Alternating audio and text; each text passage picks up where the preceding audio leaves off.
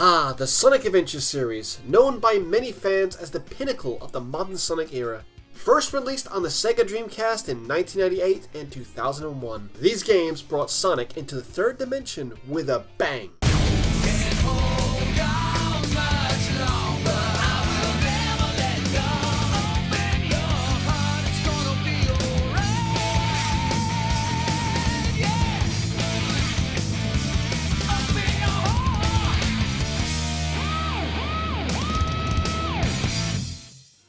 While they're now starting to show their age a bit, I still love them, and I find myself revisiting them quite often. Like this year. Generally, Sonic Adventure 2 is considered the better of the two games. It's got better graphics, more focused gameplay, it's got Shadow, who's got that lovely chest hair that all us men want. However, while replaying these classic games, I actually found myself thinking, Sonic Adventure 1 is actually better than Sonic Adventure 2. Let me explain myself by comparing them back to back in terms of story, gameplay, and presentation. And I'm here to help. Tell me about the story. Sonic Adventure had a fairly traditional collect all items to save the world plot. In this game, Sonic is on a mission to stop Dr. Robotnik gathering the Chaos Emeralds. You see, Eggman had control over an ancient watery creature called Chaos, the god of destruction, who got more powerful by gobbling up Chaos Emeralds. A bit like me after eating my Weetabix.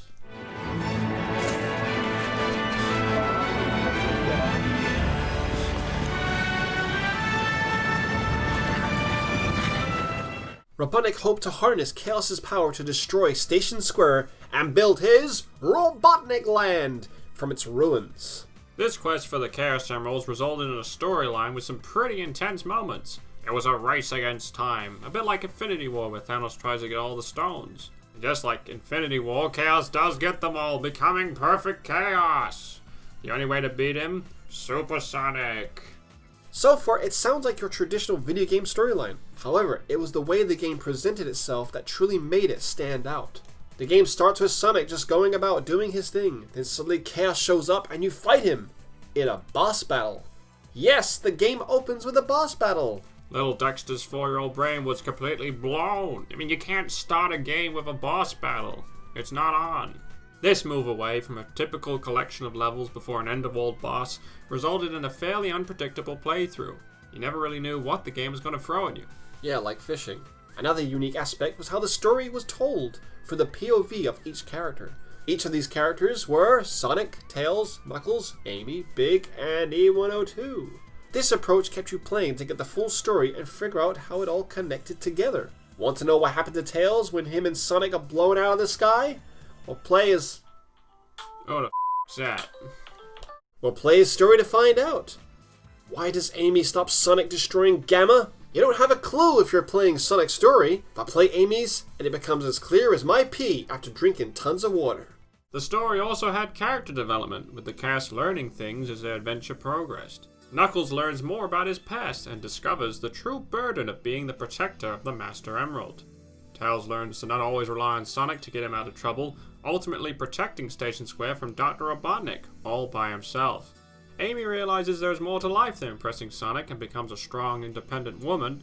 Gamma, my favorite character, discovers the true extent of Eggman's evil and revolts against him, going on a mission to free his fellow companions and even sacrificing himself to release the animal within. And Big... Oh, it's Big. Big's big.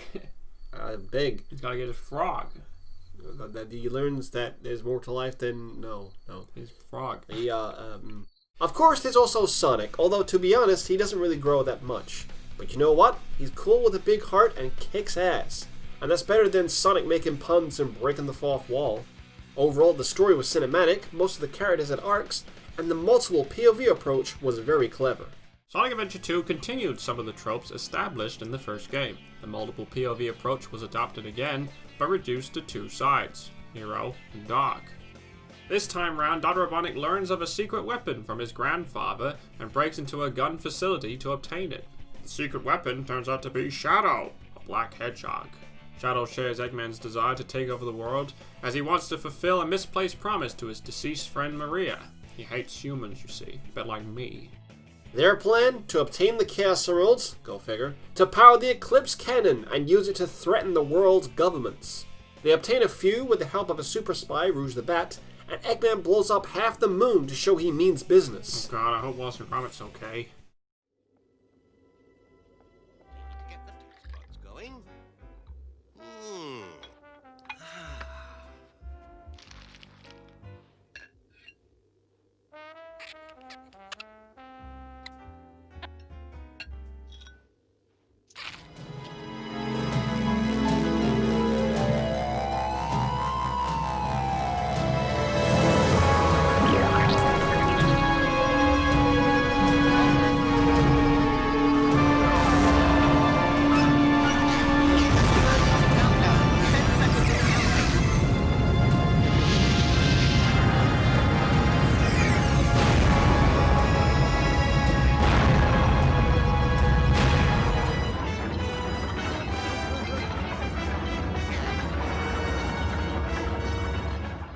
You may have noticed that we haven't really talked about Sonic and his pals yet, and that's because they play second fiddle to the baddies this time around.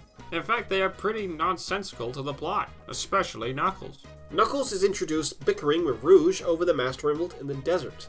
But why are they in a desert and not on the floating island? Did Knuckles learn nothing from the first game? Eggman suddenly flies by and is like, Oh, all of that while I'm passing through? and then Knuckles just stops him by shattering the Master Emerald into pieces. Knuckles then spends the rest of the game collecting the emerald pieces, which ends up having no bearing to the plot. In the first game, Chaos came from the Master Emerald, and so Knuckles' quest connected to the overarching plot. Here, it's completely unnecessary, and it's apparent that Knuckles was just included because, well, he's Knuckles. It's Knuckles. And Also- Knuckles and Knuckles and Knuckles and Knuckles. And Knuckles. Yeah, And Knuckles. Also, just a minor thing. Eggman is like flying to his base in the daylight, but when you play the dark side of the story, he's traveling on foot at night. Like, did his engine break down? He had to travel the rest on foot? Like, what's happening on his review? Well, technically he's in his engine on foot as well. But why is he on foot?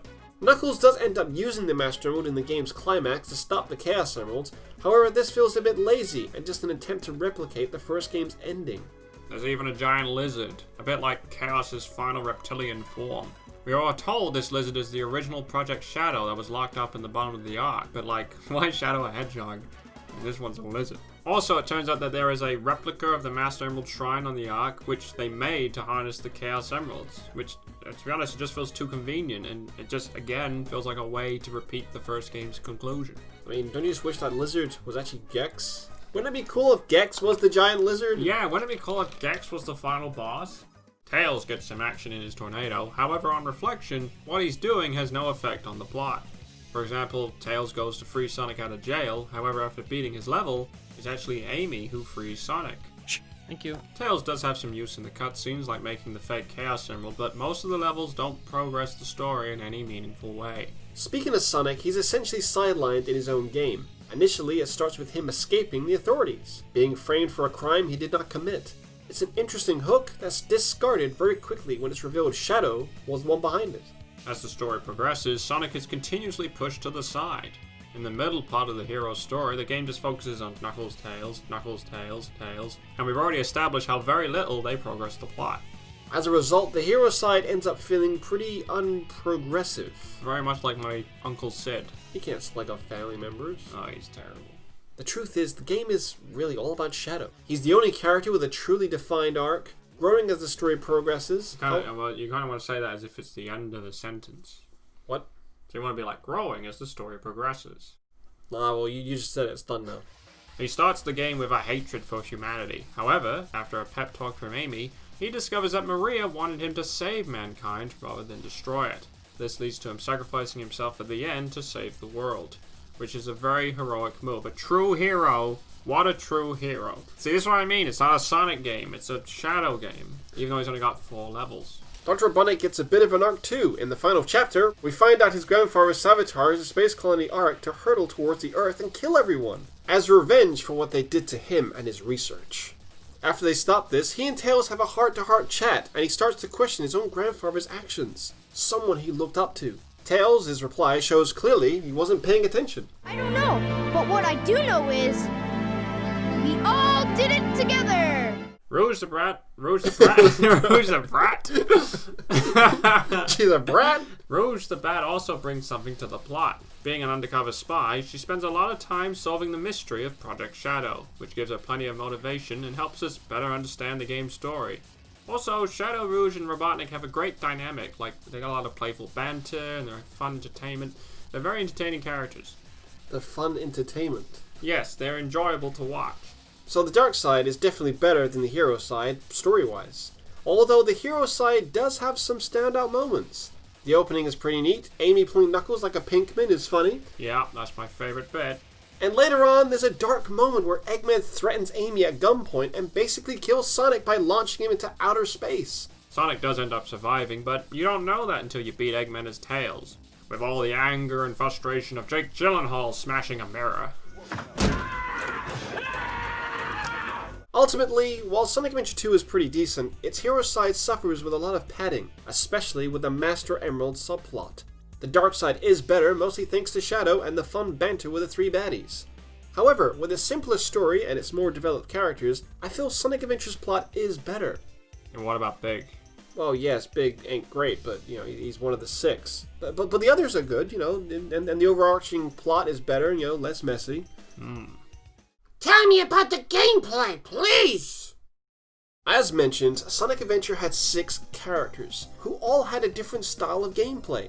Sonic had the main platforming stages, Tails had racing levels, we had to race Sonic to the goal, Knuckles had the treasure hunting levels, where you had to find the emerald pieces in the small sandbox areas, Amy's levels saw you running away from a relentless robot, and Gamma had those shoot 'em up action levels, and Big had...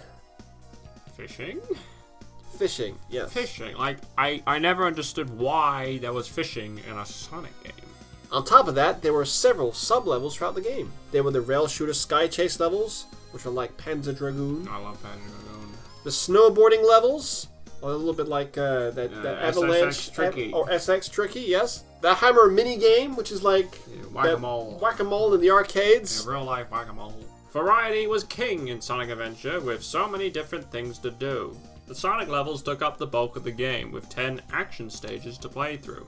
These were quite long levels, with multiple segments filled with platforming, enemies to dash through, and jaw-dropping set pieces. Before Uncharted 2.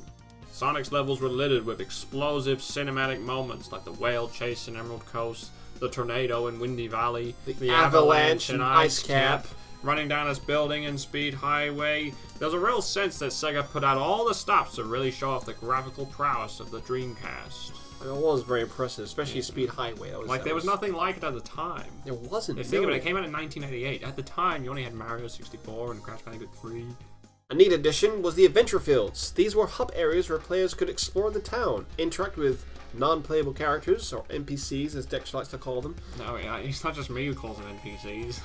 Yeah, but you like it's to a call general term. Yeah, but you're the only person I know that says it. There's also finding hidden emblems and useful power-ups. Now you've got light speed shoes. Shut your yapper! They helped give you a breather between the action levels, and also, they were a good place for players to get accustomed to the controls. A bit like the castle in Super Mario 64, but bigger.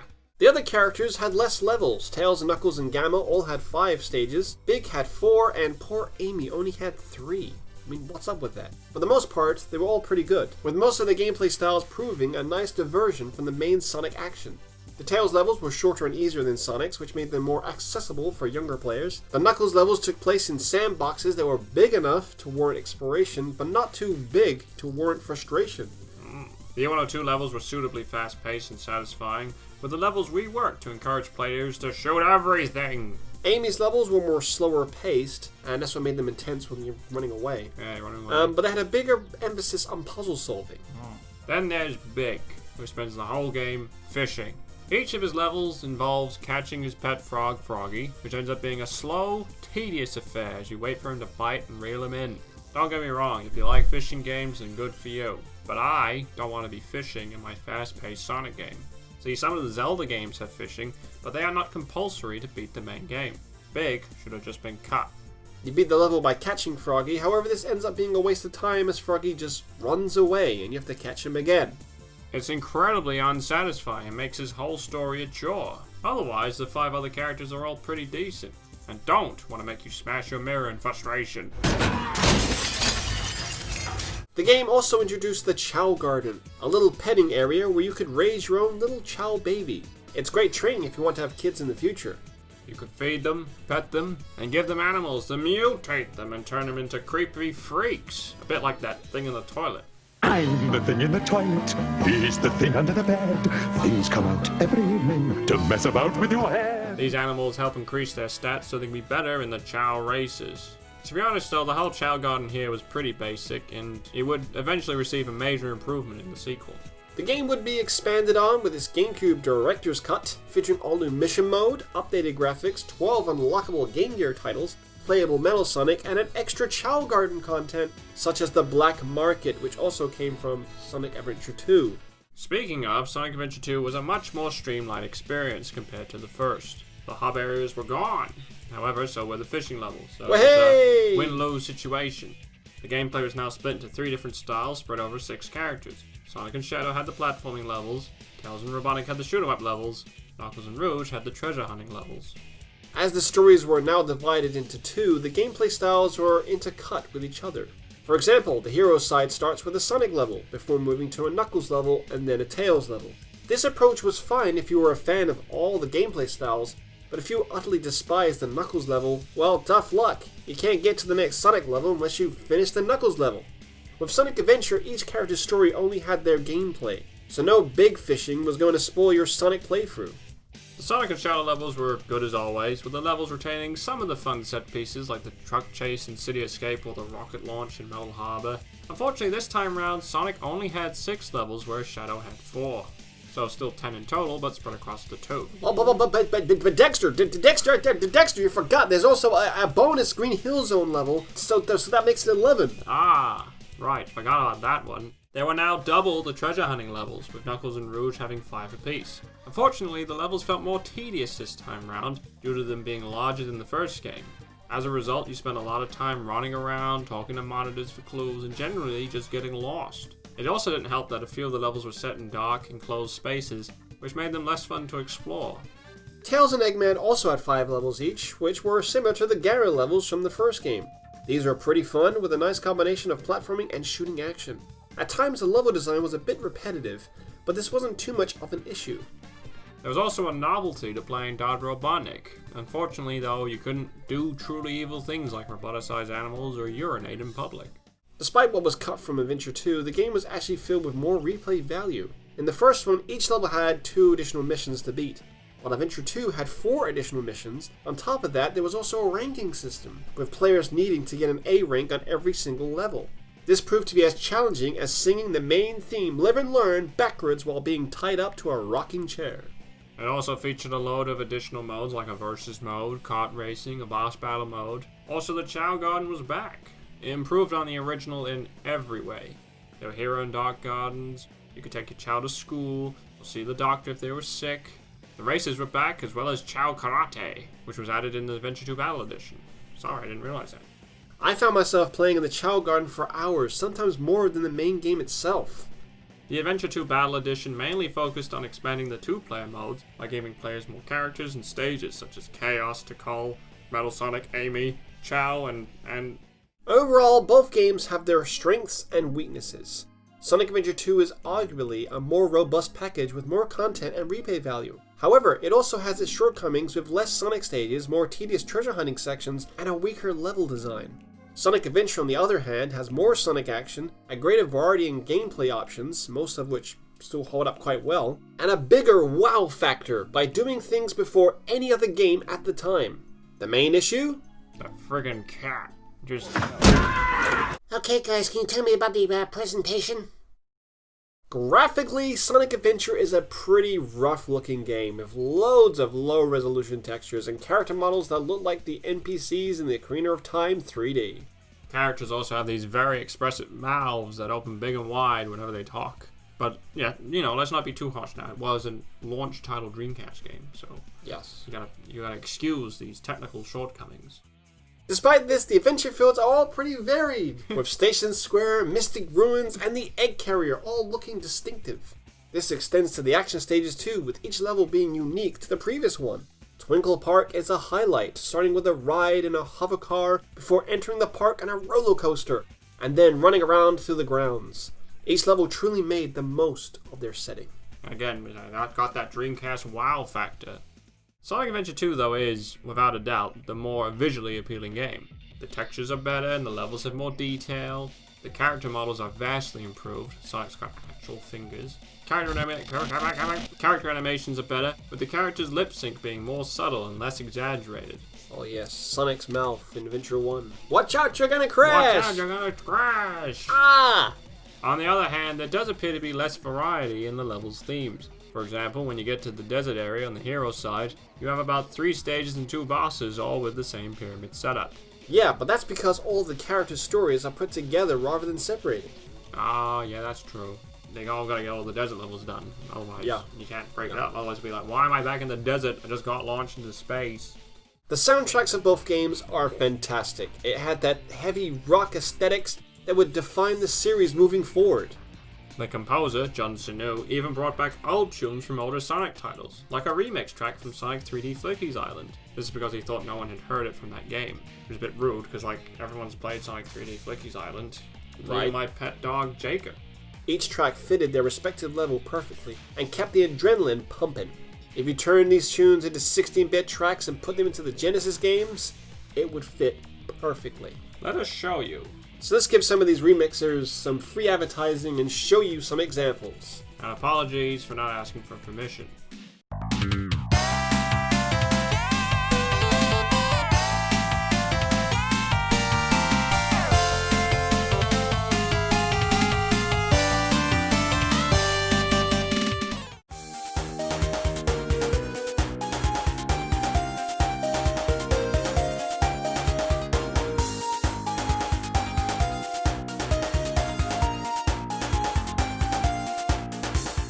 The game also brought in a number of musical artists to make the songs for each character, which was a neat idea, really. It was refreshing. Yeah. Crush 40 was tasked with composing the main themes of both games, Open Your Heart and Live and Learn. Both of them are killer tunes, by the way. Yeah, but which one do you think is better? HonestReviewo.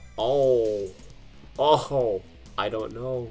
Both games featured voice acting, and while the performances in the first game were pretty flat, they were definitely better in the second one. So overall, Adventure 2 has better graphics and voice acting, however the soundtracks were on par, so Adventure 2 is actually better in terms of presentation.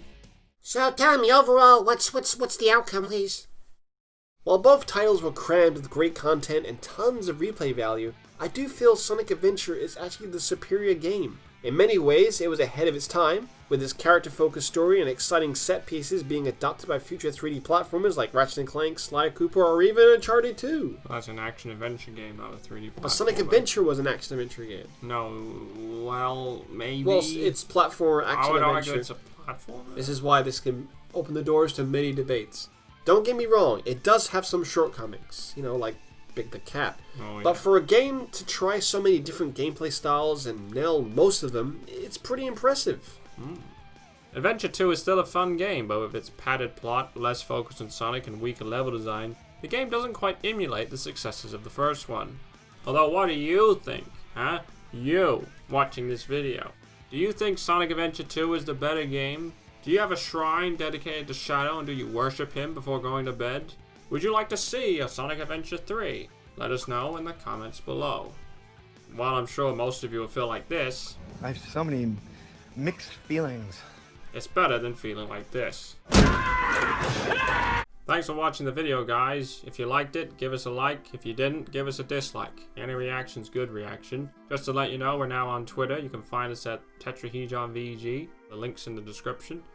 By all means, tweet us, follow us. We post some things on there every now and then, including our thoughts on the PlayStation 5 press conference. Next video will be up in August. We'll be doing revisiting Crash Bandicoot, the complete history. So look forward to that. Wait. August? Yeah. Why August? Well, I've got a busy life. I only have so much time in a month. What's the July video? This. Oh.